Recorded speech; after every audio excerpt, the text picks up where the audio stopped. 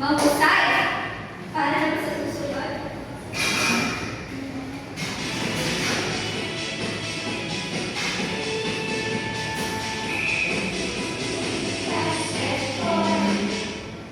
Binibini.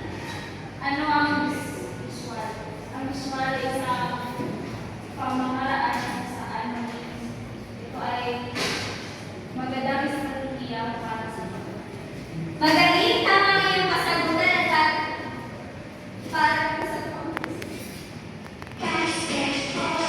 Ang sarap-sarap mag-basketball. Sino po?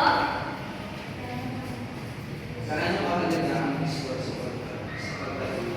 Mahalaga ang visual sa pagkaluto dahil ito ay nagiging kasangkapan sa pagkaluto. Maaari mo magkakasanay ang boses?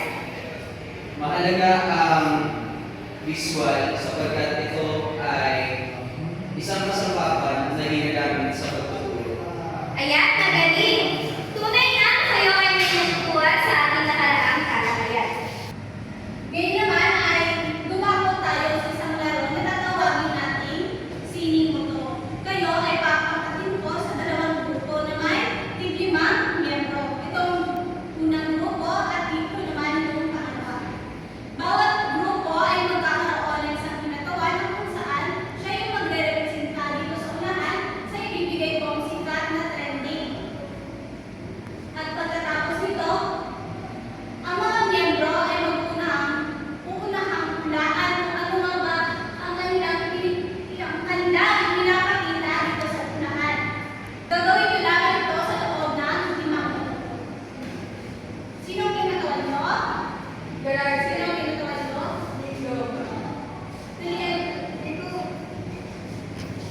Pwede ko nila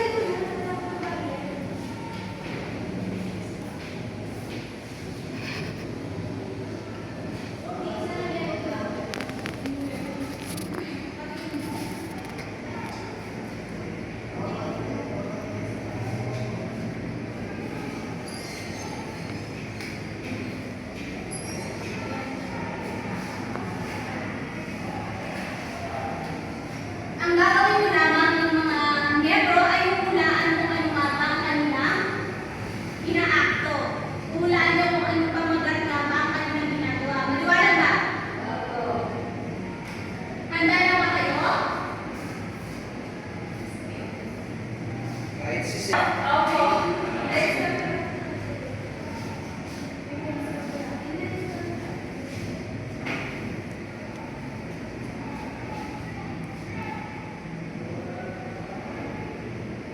Yan. Lights, camera, action! kahit si Siri na kasama ko sa lahat, alam ang lahat, hindi pinakaialaman ang posisyon ko. Hindi ako sa city. So stop comparing me to her. Tama, hindi ikaw si Siri, and you will never be sa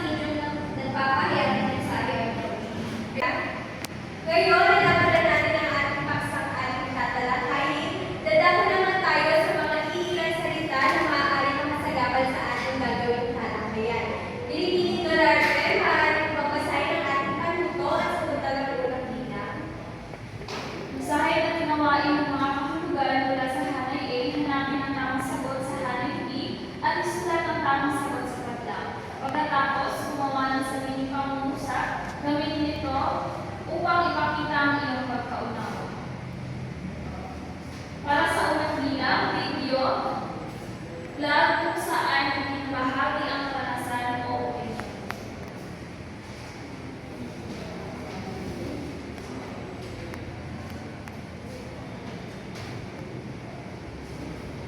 Ito ay vlog. Mahilig ako manood ng isang vlog, halimbawa kaibahan. Ayan, mahusay, kakaayon ka sa sagutan. Para naman sa ikalawa, binibini, maaari ka ba magkaroon ng iyong kasunod? Tinatawagan ko si Binibini Israel. Ayan.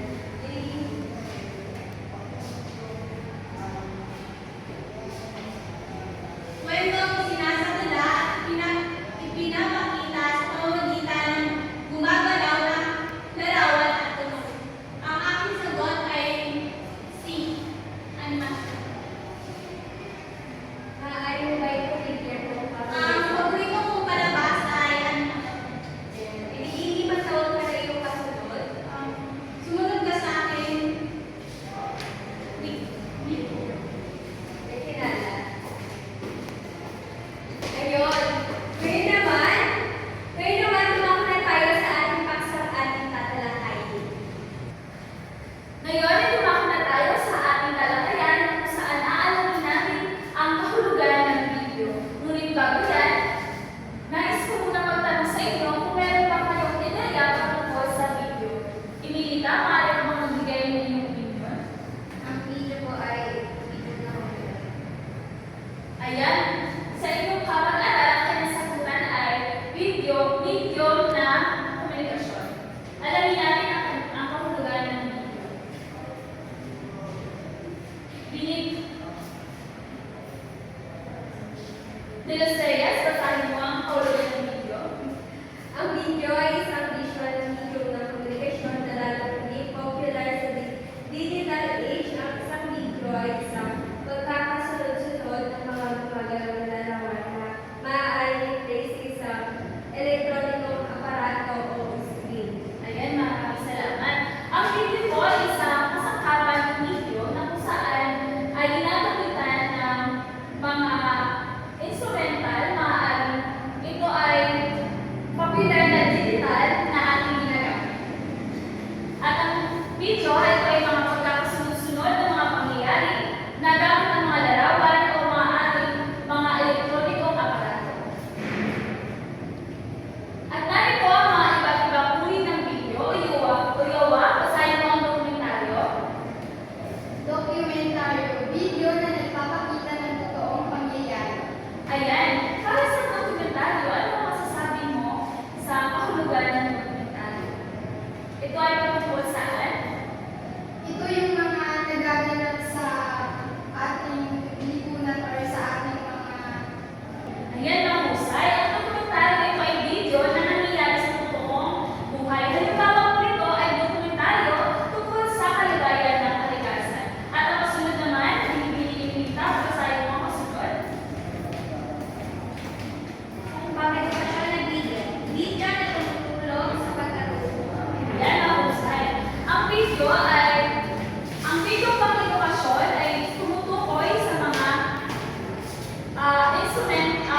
mga gabay ng pagkakatuto. Halimbawa po, video sa pagtuturo ng fraction ng math. Ayan, kasunod ay balitang video de Los Reyes, basahin mo ang kahulugan. Video na nagtutulong ng mga Maaari ka ba magbigay ng halimbawa tungkol sa balitang video? ay ito, yung halimbawa tulad niya, mga bagyo, kakaiba sa mga halagayan ng grupo. Ayan. Ayon kay De Los Reyes, ang halimbawa nito ay ulan sa lindol, ulan ng bagyo, halimbawa ay bagyong Yolanda. Para sa kasunod naman, alamin natin ang mga iba't ibang uri ng video. Alamin naman natin ang mga elemento ng video. Ngayon alam na natin ang uri ng video, dumako naman tayo sa elemento. At sa pagpapatuloy ng ating talakayin, binibigyan ni Edwita pakibasa sa aking unang video. Paningin, tumutukoy sa visual aspect ng video. Kuha man ito ng camera o animated. Ang bawat frame sa isang video ay ginagawa sa isang tiyak na paraan upang maghatid ng mensahe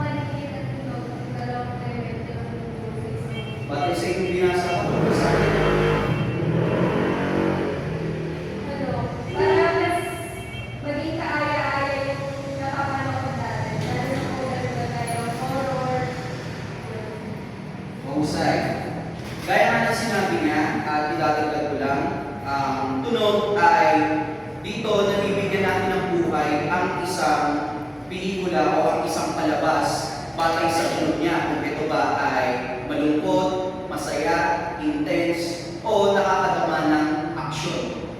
Para sa pangatlong bilang, binibining Galate, pakibasa ang ulan. Malikha yung paggamit ng kulay na nagbibigay ng mga malulang impresyon sa isang tiyak na eksena. Batay sa iyong binasa, patungkol sa anong kulay? Ang kulay ay isang nagbibigay buhay sa isang eksena upang malaman ang mga impresyon, mga ekspresyon o kaganapan sa isang. Ayan, mahusay. Katulad ng tunog, sa kulay, dito rin natin binabase ang scene ng bawat isang video. Kung ito ba ay malungkot, marapat lamang na bigyan natin ng kulay na medyo malabo. At kung ito naman ay masaya, bibigyan naman natin ito ng isang matingkad na kulay. At para naman sa pang-apat, galaw, binibining Emelita. Galaw. Sa pamamagitan ng paggalaw, inaakit ng mga filmmaker ang atensyon ng mata sa layunin ng bawat eksena. Patungkol sa iyong binasa, ano ang tungkol sa galaw? Inaakit ng mga filmmaker ang atensyon ng mata. Ayan, mahusay. Sa konsepto ng galaw sa isang video, inaakay mo ang mga manonood kung saan sa paggawa ng filmmaker, ipinararamdam mo sa mga manonood na nandun sila sa mismong pinangyayarihan ng kanilang pinapanood. At para sa panglima, emosyon, binibining de los Reyes. Ang pakiramdam ng video na nagkakatulog sa mata na makauwi sa video. Batay sa iyong binasa, patungkol saan ang emosyon? Yung nagpapakita sila ng kulay na tungkol saya. Ayan, mahusay. Upang ang emosyon, ito ay upang makuha o mapukaw kung anumang emosyon ang dapat maramdaman ng isang manonood sa isang video o sa isang scene ng movie. Ngayong natapos na ang ating talakayin, ngayon, kung naunawaan ninyo ang ating kinalakay kanina patungkol sa elemento ng video, binibining Emelita, isa-isahin ang 5 elemento ng video. Paningin, galaw, tunog, kulay, emosyon. Ayan, tunay na meron kayo matutunan sa ating tinalakay ngayon araw patungkol sa elemento ng video. Ayan, nalaman na natin kung ano nga ba ang lima elemento ng video. May naman na inihanda ko isang gawain. Ito ay tatawagin natin web. Para sa kanungo, binibigyan ko yaw ako ibasa na. Tukuyin kung anong elemento ng video ang isinasaad para sa kanilang gawain. Piliin ang tamang sagot sa loob ng kahon. Para sa unang bilang, Galate. Visual na aspekto ng video na nagpapahayag ng mensahe at tanda.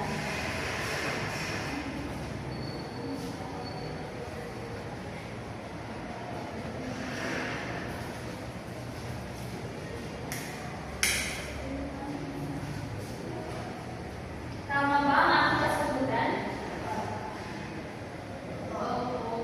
Ayan, mahusay, tama ang iyong kasagutan.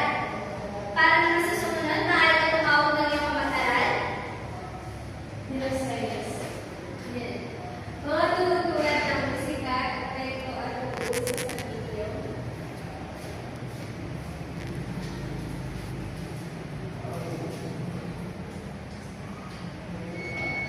Tama po ba ang aking kasagutan? Tama.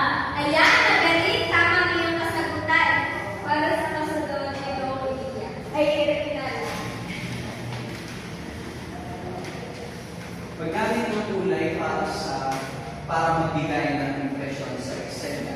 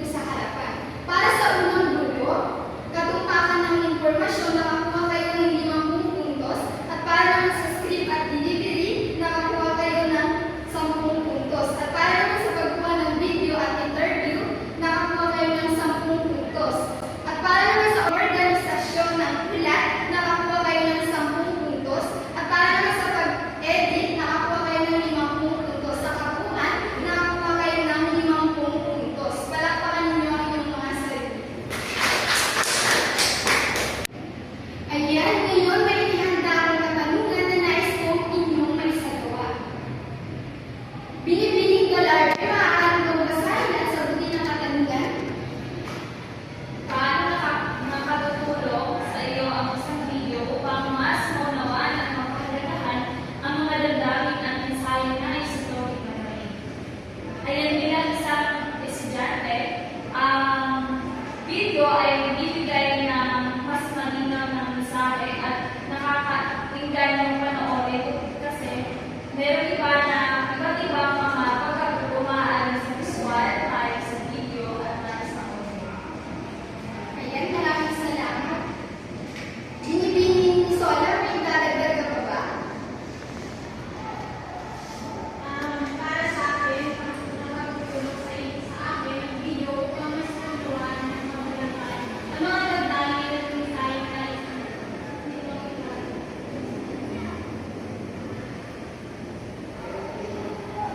para sa akin po, makakatulong ito sa akin upang mas maunawaan at mapahalagahan ang mga damdamin at mensahe na isutong iparating sa pamamagitan ng mga elemento tulad na lamang ng musika, kulay at mga ekspresyon ng mga tao. Yun lang. Ayan, tama rin yung mga kasagutan. Napaka-epektibo nga ng video pagdating sa ating pag-aaral dahil nakakatulong ito sa atin kapag may mga hindi tayo nauunawaan sa pamamagitan ng panonood at pakikinig, nagbibigay ito ng impormasyon sa atin para matutuhan natin ang isang aralin. Maraming salamat. Ayan, upang malaman ko kung kayo mga bayan na natutunan sa ating pinalakay, pinipinig ko lang kayo maaari pang basahin ang ating panuto.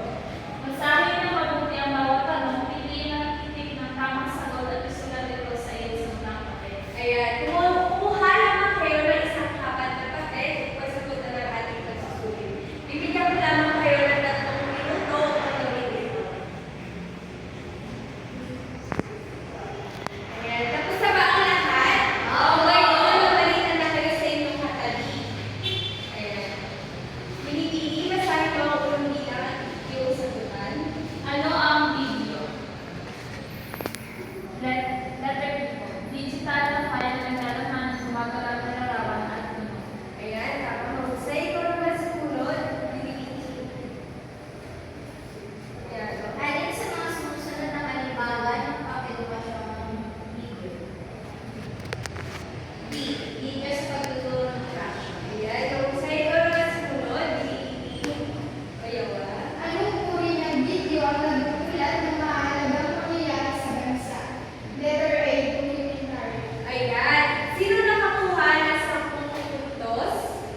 Siyam? 8? Ayan, mahusay. Tunay lang kayo ay pinatutunan sa ating tinalakay. Ngayon, ipasa niyo ang inyong isang kapat na papel sa katawan upang kayo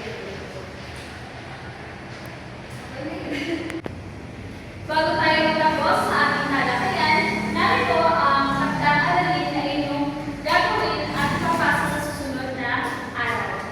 Basahin mo, pipili ka ang unang bilang,